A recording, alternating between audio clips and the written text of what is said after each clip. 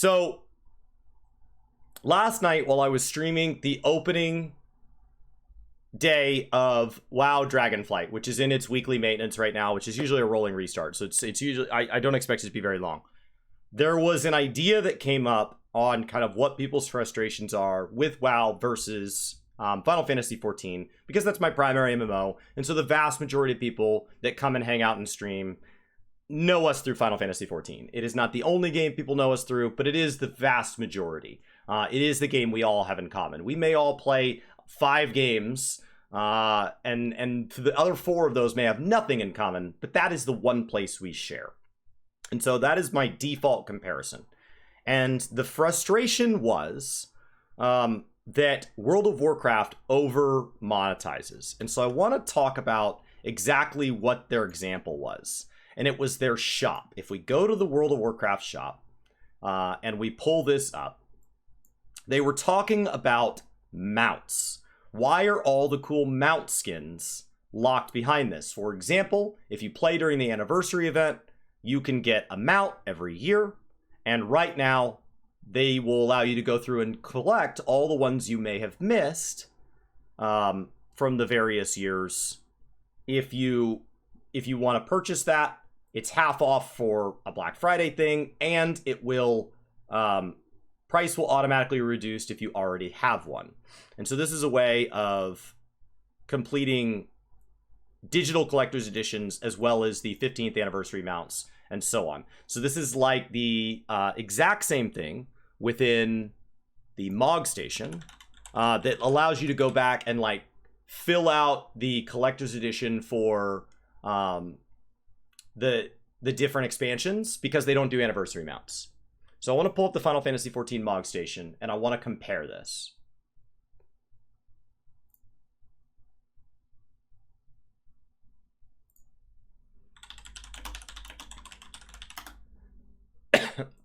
Oh, stop.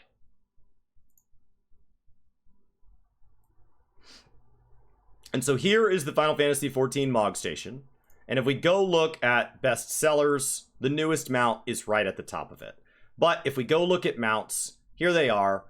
And they also sell mounts. They also, this is a common thing. But the question is, which one is more predatory?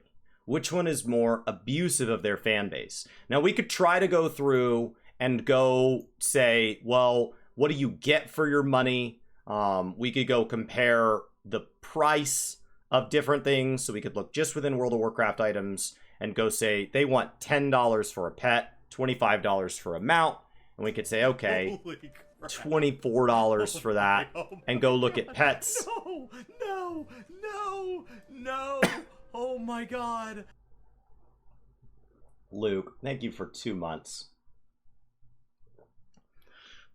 And so we could try to compare it price by price. We could look at the fact that multi-seeders in Final Fantasy are most commonly associated with paid transactions or various skins. Do we think that mounts should be reskinned? Should they not? There's a lot of ways to look at this, but mounts was the exact example given.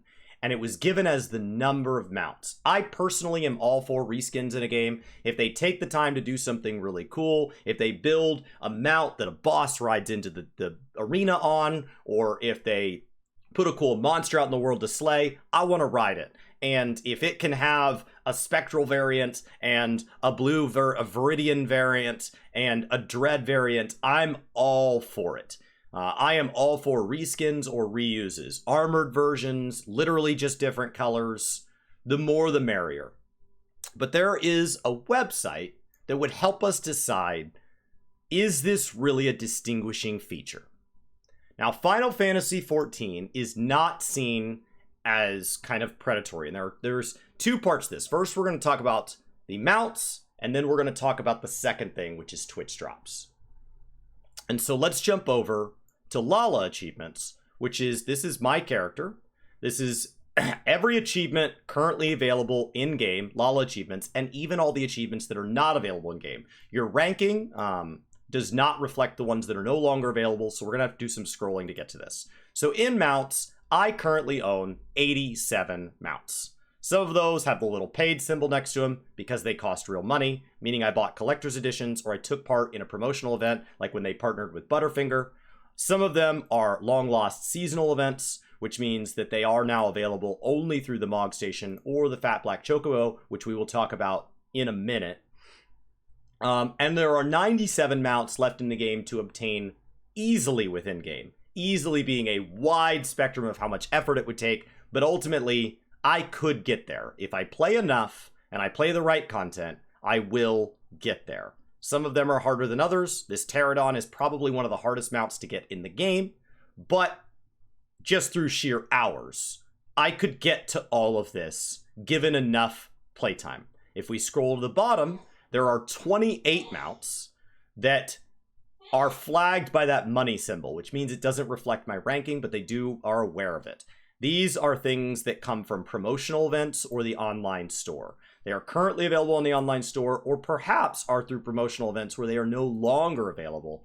And so some of these, it will tell you whether or not where they come from and how much. There is another section that are not currently obtainable, and these you had to be subscribed at least 90 days back in 2012. I don't have that. So you have a bunch of mounts that are just no longer obtainable, such as ranked arena mounts. Now, the total here is where it gets really interesting.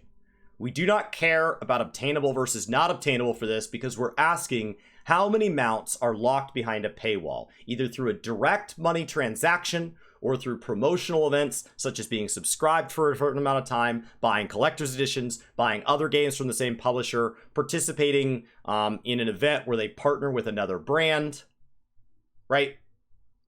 What is locked behind a paywall that is not the base subscription of these games? Because when comparing World of Warcraft and Final Fantasy, they both have a subscription, so most players look past that, as opposed when you go compare that to something like Guild Wars 2 or New World. There are people that really struggle with the base subscription. Just getting access to your account requires money every month.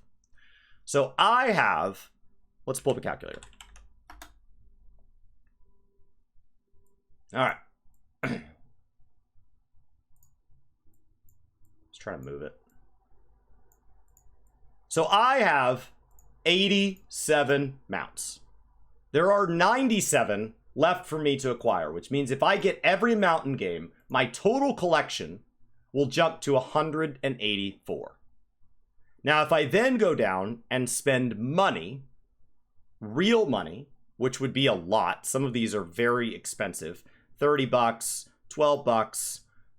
This one was the Monetization because I missed it during the event that it was a part of. So we add another 28 mounts to go make up for lost time or buy things that were never available for any source other than money. That would bring my total collection up to 212. There are plenty of people in the community that have more than 200. 212 is how we get there. Now imagine that you also are somebody who ranked the top of Arena every time. You also ranked in the top 100 in the 3-party. You also, took part in the Yokai event and got this chair, which was a ridiculous grind. And that brings us up to 21. Now, sometimes these come back through things like Moogle Tombstone and stuff like this. Yokai Watch has returned. So, some of these come and go. But ultimately, the maximum number of mounts obtainable by any player in Final Fantasy XIV is 233. If you have 233 mounts, whether they are reskins or not, we celebrate reskins with things like the ponies here. And so reskins are there as opposed to unique skins. They do exist.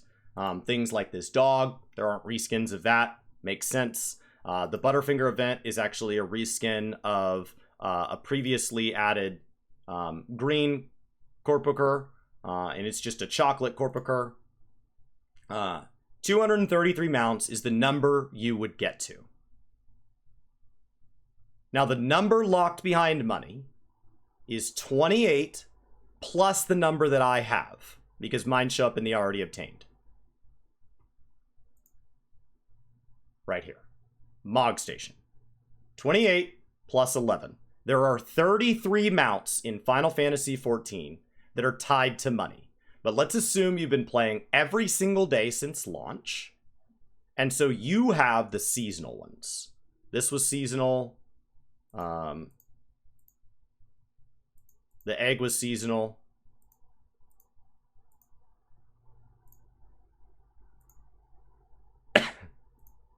I want to go through and be as friendly towards Final Fantasy as possible. It's my primary game. Let's give it some bias. Okay. 1, 2, 3, 4, 5.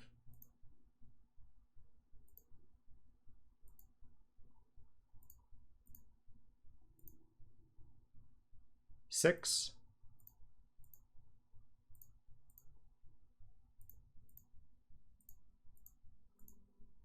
6. So 6 of these 33 mounts were obtainable in game and now are not, which is not something that I see World of Warcraft do, where things that are added to stuff, like imagine the Valentine's rocket was only available until Legion launched, and then they got rid of the Valentine's Day encounter where you could get that stupid rocket, and that entered the store. That's something Final Fantasy does every single seasonal event. Every single seasonal event is a do it now or never FOMO type thing. You do a brief little quest line and you get some sort of cosmetic reward. Sometimes it's mounts. That includes the bear that throws presents, the egg that you hold on to for dear life, our little Halloween Ahriman, the 2 chairs, the left and the right, so that they can sit together.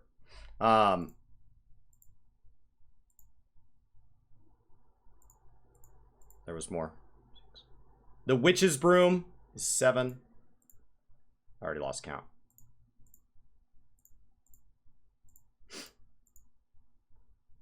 Seven of these. So from the 33, let's back out those 7. Let's assume you've been playing from the very beginning. 33 minus 7 is 26. 26 mounts. You would have to spend money. You need to participate in a promotional campaign. You need to buy a collector's edition. You have to spend money. 26 divided by 233 is 11% of the mounts in game are locked behind money. Now, some of those, like this, there is a Magitech in game. These are just different colors. There's actually 2 Magitechs in game. But the white and the red ones are money. The gold and the black ones are not. But we've got 11% in the game. And here's where I think something interesting happens. If we now jump over to the exact same sort of achievement website for World of Warcraft, this is the Data for Azeroth. Data for Azeroth puts a score on everything you can do and then ranks you worldwide to kind of see how you're doing. And so, mounts in game, first of all, World of Warcraft has had 994 mounts ever added. So right out of the gate, one of the best ways to get in front of monetization, in my opinion, is to have a wildly large amount in game. So the fact that we're comparing 994 to 233 is crazy. It's crazy. But remember, World of Warcraft is regularly villainized for the way they monetize. Final Fantasy is not. Both sell boosts, both sell Mog Station mounts, skins, minions. They both sell these things. So who is doing it in a way that really locks things away? So let's go to source and let's turn off all but promotions. These are things tied to promotions. I also want all the ones that I have collected because I buy collector's editions sometimes. So what we have here is 994 mounts total. Now, they do have mounts for things like Arena and stuff like that, so there are things that are locked away that if you didn't get them, you didn't get them. They do that regularly. But assuming, once again, you've played the game from the very get-go, you've done everything that a player should be expected to do, besides shell out money in addition to your subscription. You've got your statue from being constantly subscribed. You don't take breaks from the game. You clear every piece of content to the maximum that could be expected of you. There are 60 mounts in game. 60 is a lot more than 26. But it is 60 divided by 994. That is 6% of mounts in game. And the vast majority of these, in my opinion, that feel frustrating are because they are behind a trading card game that's now defunct. And they just started re-releasing as Twitch drops old things from this. So they've proven that they're not getting away from going through and making these available through other sources, because some of these sources are just no longer available. The Feldrake mount that we just got for the Twitch drop around the launch of Dragonflight was in this list and now is not. So I think that's really interesting, because I think what it has more to do with is what they do with the money. When you see them managing the game in a frustrating way, when you see them not treating their employees in a healthy way, when you feel like they're not managing the content in a healthy way, you resent the fact that they are asking you for money. If you have a friend come over and insult everything they hate about you and tell you that they're going to bring over a tool for you to borrow and they don't bring it, and they're going to give you a ride to the airport and they don't show up, and they borrow money and they don't pay you back, and then they come ask for you to, hey, I got trapped at a restaurant, I forgot my wallet, can you come pay for me? No. Like, screw you. Like, that's not a friend. And so it's a feeling. This is a transaction with a company, with a corporation, and corporations are in business to make money. And so in general, we accept that Final Fantasy and World of Warcraft's goal is to extract money from me, right? From the player at a profitable rate. They are aiming to make more money than it costs making the game, and we're all okay with that. What we're not okay with is when we no longer feel like we're getting our end of the bargain. Because when we actually sat down and looked at this, the complaint in chat was, I just hate that they locked so many mounts behind money. And we went through this, and we all, I thought maybe World of Warcraft had the advantage here because I just knew they had so many more mounts. I knew they had 4 or 5 times as many amounts. But I didn't know it was this skewed. It's half as many percentage-wise, and it's over a much larger number. A much larger number.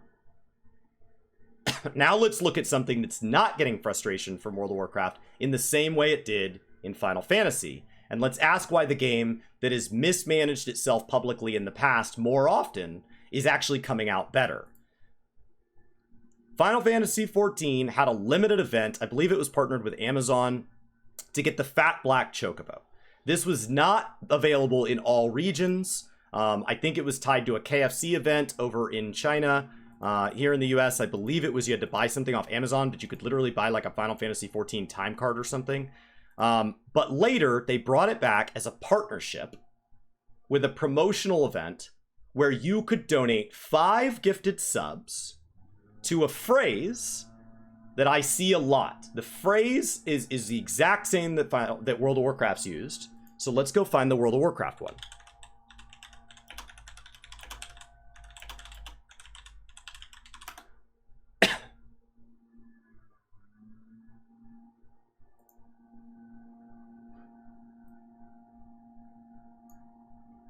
Okay. Where's their phrase? I want their exact marketing.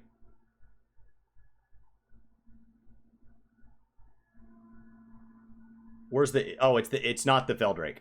It's the Ishabad.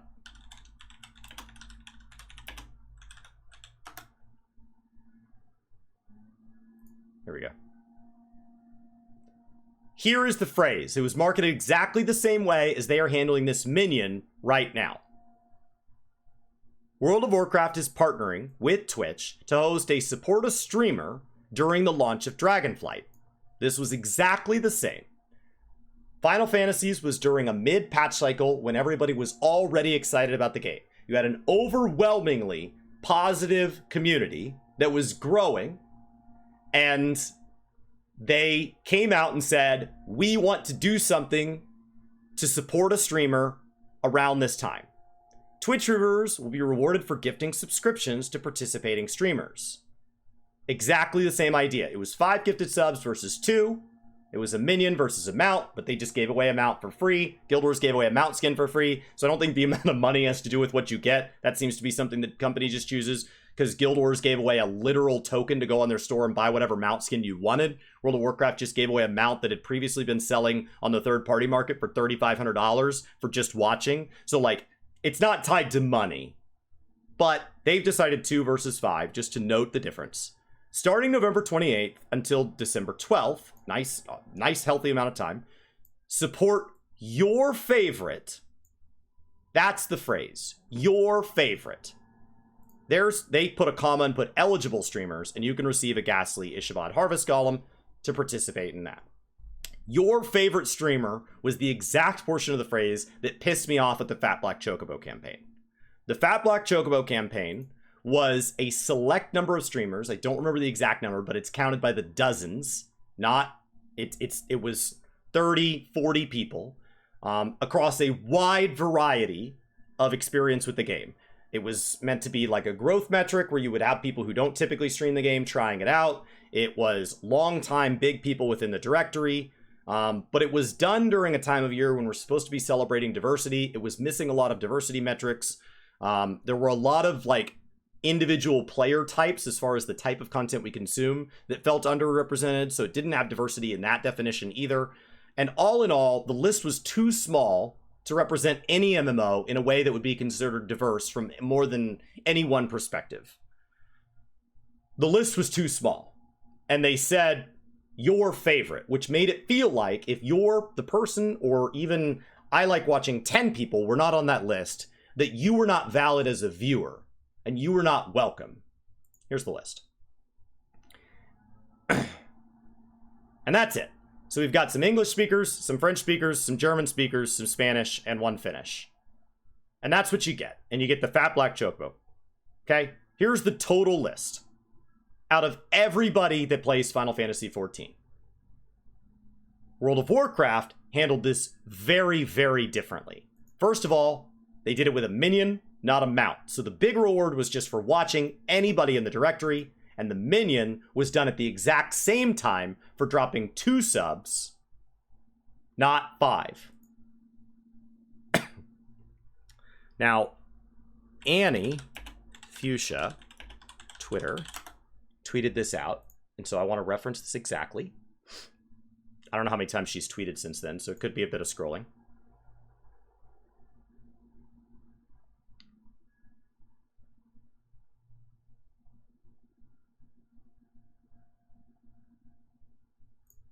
There we go. Thank you for quoting it. Blizzard gave Twitch drops to anyone in the World of Warcraft category for a drop during pre-patch and for launch. At the same time as launch, when people who want the Feldrake could be in any stream in the directory, you may gift only 2, not 5, to any streamer that signed up that was invited. She didn't quite represent that, but it's Twitter. It's a limited number of characters, which was over 4,000 flagged streamers. I have no idea what the number is, but it's not just large. We were not invited. So I think people, when I said the Fat Black Chocobo campaign bothered me, thought that it bothered me because I was not invited. I said that wasn't the case. I'm telling you that's not the case here. I am all for how they handled this. What it looks like is that in your Twitch dashboard, you got a chance to opt into this. They had a limited time window because that's how things work. They have to opt you in, and you needed to click it. I think the way they flagged you was they looked at people with linked accounts who had things like beta access. So like Llama Todd got flagged. I think they also looked at people who've streamed in the directory. And Twitch stats has a weird thing where like it seems like your entire stream gets flagged as whatever game you start in. So even though I play multiple MMOs on stream, the vast majority of my streams I like to start out by warming up with a little Final Fantasy dailies. And so actually on a lot of Twitch stats websites, it makes it look like I play a lot more Final Fantasy than I do because it makes me look like I don't play any other games.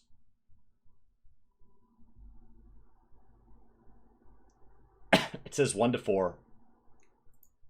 Okay, let's correct that. A cumulative of 4. Oh, one gift one or a cumulative of 4. It was 4. Thank you. I want to be accurate. 4 gifted subs. Great. I don't think it's the point here. I don't think the number matters. It wouldn't matter to me if it was 20 or 1. The idea is that you had a small number of people with an incredible reward. So these people in many cases were given tens of thousands of dollars and reported that. Were very open about how much they made. Meanwhile, you had people not on this list who had people say, hey, I'm not going to watch you because I'm busy watching. I can't sub to you because I'm busy subbing to somebody else. Or, you know, like, it ended up with like this weird amount of negativity. It was a positive event at a positive time in the community, and somehow a positive plus a positive became a negative.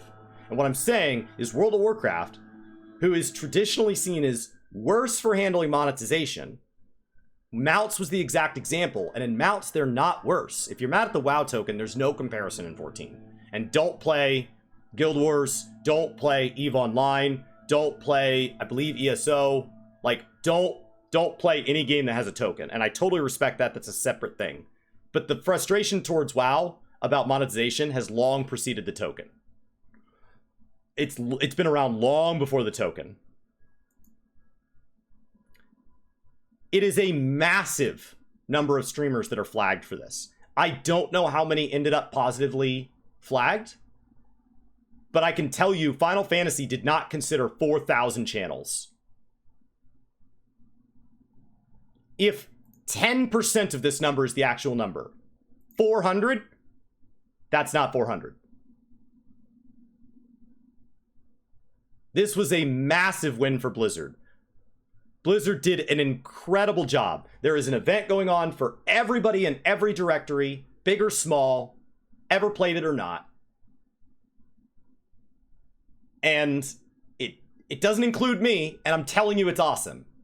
It does not include me. You cannot get the pet by gifting subs to me. You cannot. So don't gift a sub if you're expecting the pet. Don't do it. And I'm telling you this is awesome. So it's not getting the frustration.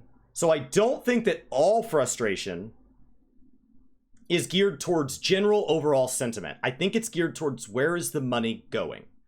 This is a reasonably small amount of money.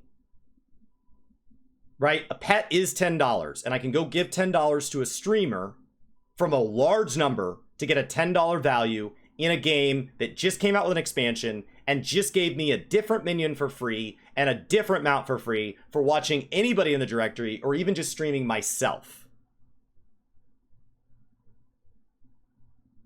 So, World of Warcraft got no hate around this compared to the widespread hate around this, and it has a lot to do with good game armor. At the time of an expansion, World of Warcraft is going to get overwhelmingly positive press. Overwhelmingly positive press. Because our money is going somewhere. Like, why? Habu. Guys, what is the deal with less than vendor? Habu, gifting one sub, thank you. So I think it has to do with general sentiment towards the game and where is our money going. Right now it feels like I'm supporting a streamer who's playing a game that just got a massive amount of content. And that's a good thing. And here it felt like they were asking me to support a limited number of people to support a game that was mid-content cycle. This event was going on until August 24th of 2021. Let's go see what was going on at the time. So let's pull up our MMO spreadsheet of epic nerdiness, and let's go compare exactly where we were within the patch cycle. August of 2021. We were sitting here waiting. The expansion was not going to release until December. We were sitting here hanging out. The last major content cycle was in May. June, July, that content was long done and gone. We were sitting here. The content added to the game was things like new people coming in.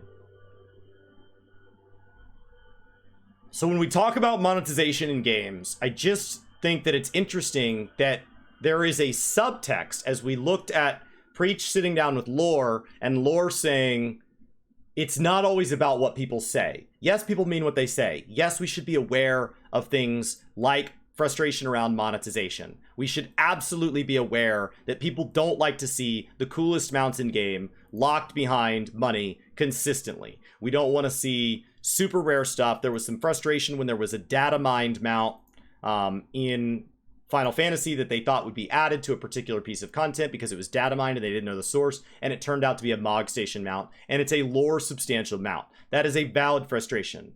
But underneath, are people frustrated about the Fat Black Chocobo campaign in a positive game with a positive event? Yes.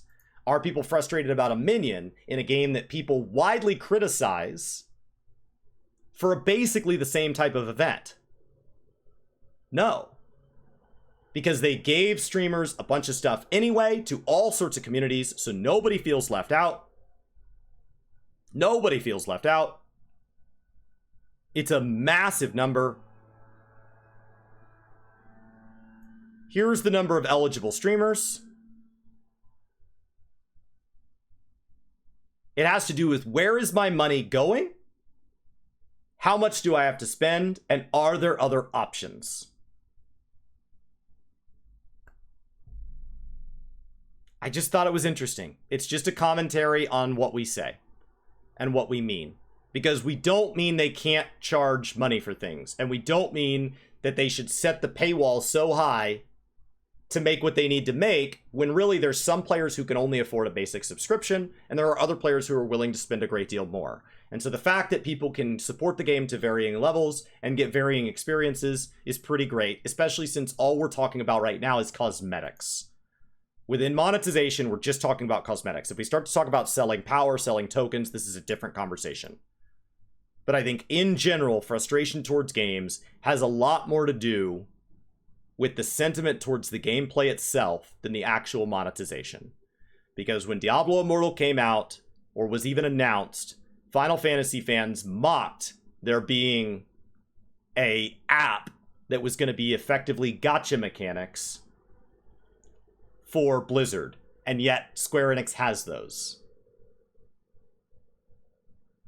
The real sentiment is make a good game, care for your community, the monetization will take care of itself. You can have these things. That's okay. As long as the base gameplay itself still has plenty of mounts. In both games, we're looking at roughly 90% or more. As long as the base game has consistent regular content, consistent regular communication about that content, and that content seems to, within a reasonable number of patches, respond to the complaints and criticisms that players have, and that when you get a chance, you celebrate the community on a wide scale, not a small one.